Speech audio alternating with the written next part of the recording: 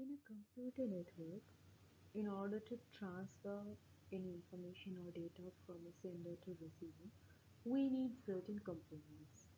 So the basic components, a transmitter to send the information, and a receiver to receive the information, and a transmission medium to carry the information from the transmitter to the receiver.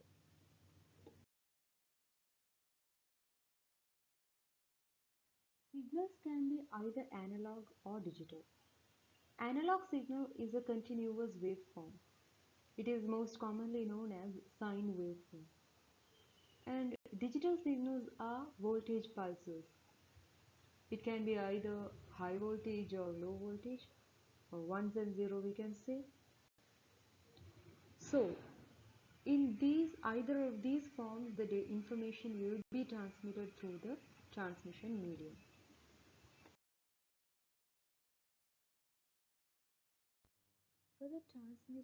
For the transmission of the information across the communication medium, the information must be encoded into signals. So what is this encoding? The signals must be manipulated so that it contains the information in the form recognizable by the sender and the receiver. This process is known as encoding. Encoding can be digital to digital encoding, analog to digital encoding, digital to analog encoding, or analog to analog encoding. So we will learn each of them one after the other.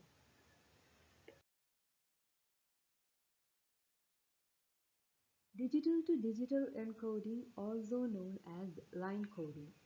It converts digital data to digital signal as it is shown in the diagram. In this type of encoding, the binary ones and zeros generated by the computer are translated into a sequence of voltage pulses that are propagated over a wire.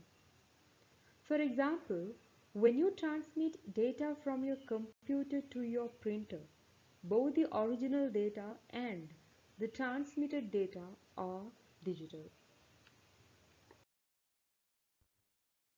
Let us see some of the characteristics of line coding techniques.